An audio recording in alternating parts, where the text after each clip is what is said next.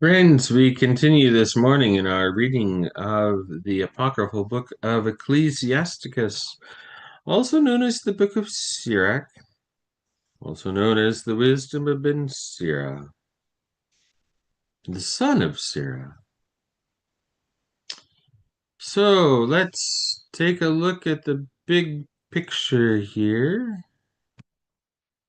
of this book, which we are making some good progress through. It's a long book, it's 51 chapters. We are.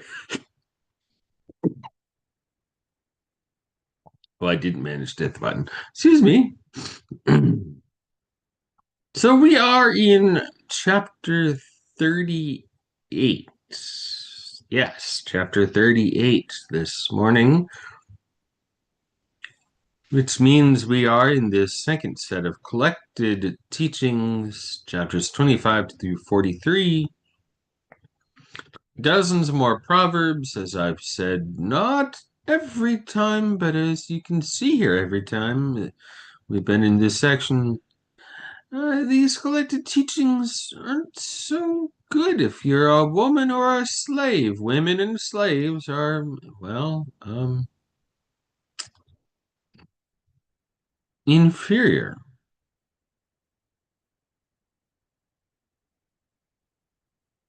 And and yes, I know the people who put this together talk about the contrast with the honorable portrait of women in the Hebrew Bible and the New Testament. Well, it's nice to think that. Is it really the case that this is in sharp contrast? Not always. Not always, unfortunately. All right, so chapter 38, verse 9 is our starting point this morning. Oh, I didn't even do this. So let's set this up side by side. You actually get a chance to see how I do this in case you're remotely curious. Left-hand column here, we will have the text is found in the Common English Bible, chapter 38, verse 9. There we go. The right-hand column, the New Revised Standard Version, updated edition, which will mostly be there for just simple comparison as we read, although there's always the chance that I might reference some kind of comparison. We'll see. Sometimes I do. Sometimes it's just there to be there for unspoken comparison. Let's put it that way. Pull up our timer.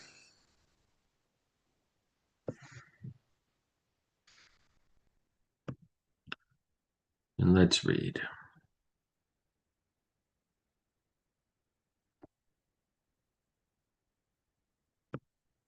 Chapter 38, verse 9, being our resumption point.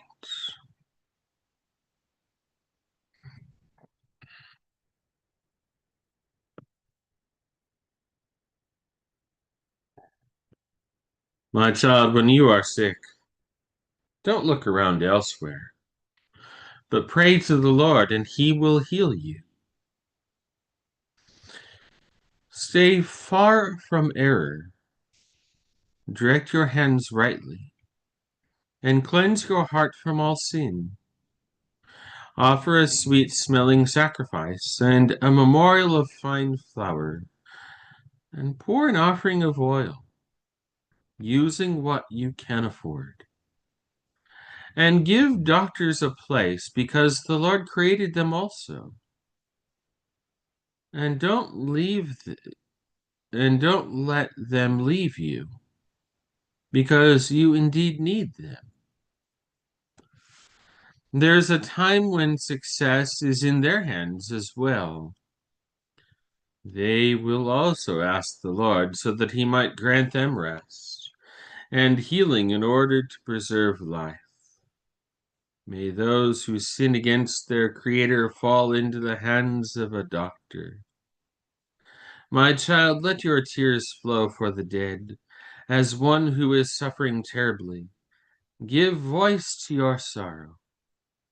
Lay out their bodies in accordance with their wishes, and don't neglect their burial.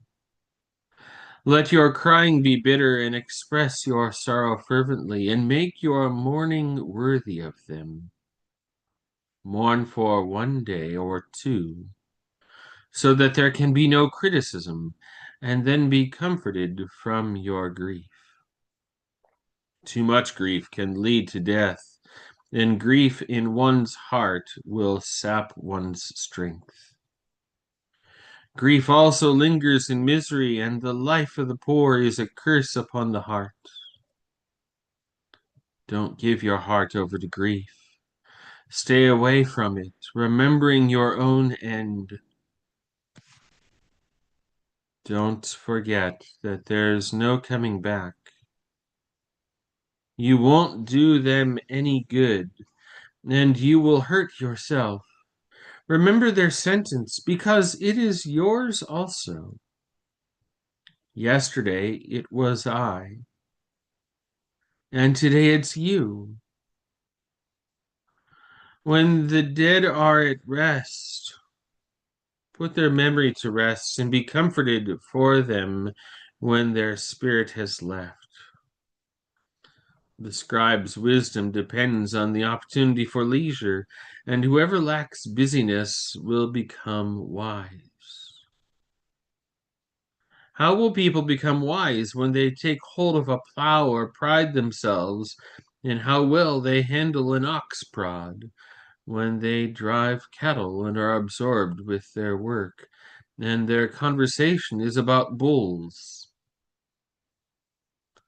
Their hearts are given over to plowing furrows, and they lose sleep because they're concerned about supplying heifers with food.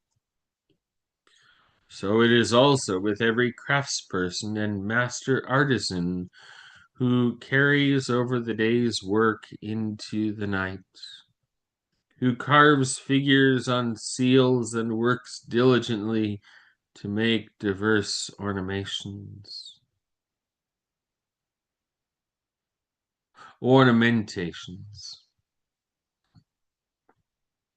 They will devote themselves to produce a lifelike painting, and they lose sleep in order to finish their work. So it is with smiths who sit near an anvil and who closely examine works of iron. The blast of the fire will melt their flesh, and they will struggle with the heat of the furnace. The sound of the hammer will strike their ears again and again, and their eyes are focused on the pattern of the object. They will devote themselves to finishing the work, and they lose sleep in order to complete its decoration. So it is with potters sitting at their work, turning the wheel at their feet. They lie down, always feeling anxiety about their work, and every product of theirs is valued. They will mold the clay with their hands and work the wheel with their feet. They will devote themselves to finishing the glazing, and they lose sleep in order to clean the kiln. All of these have relied on their hands, and each one is skilled in their work. Without them, a city can't be inhabited, and they neither go abroad to live as immigrants nor travel about. However, they are sought out when the people hold a council, and they won't gain prominence in the assembly. They won't sit in the judge's seat, and they won't understand the disposition of a legal case. They will never shed light on instruction and judgment, and their words won't be memorialized in Proverbs. But they support the world from its foundations, and their prayer is concerned with their craft. But those who devote themselves and think about the law of the Most High are the exception. They will seek out the wisdom of all the ancestors, and they will be occupied with prophecies. They will preserve the stories of famous people, and they will penetrate the subtle turns of parables.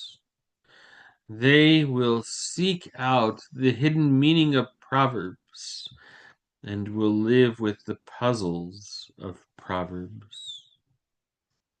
They will serve among the great and appear before rulers.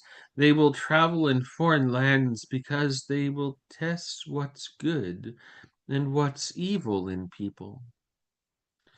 They will commit themselves to rise early, to seek the Lord who made them, and to pray to the Most High.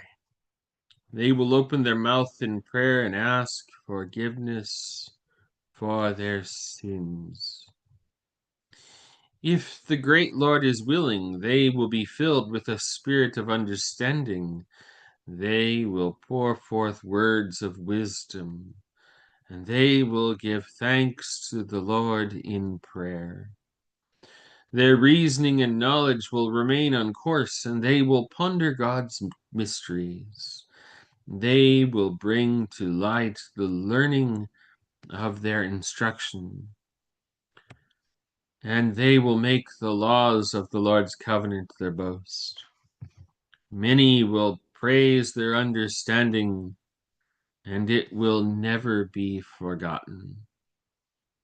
The remembrance of them will never disappear, and their name will live for generations upon generations.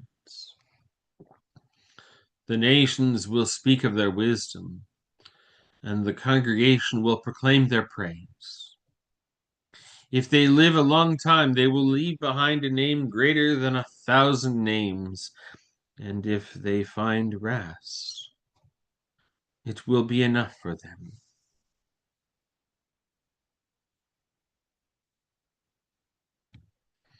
That, friends, is where we are going to pause. Chapter 39, verse 12. We'll pause there. Thank you for reading with us this morning.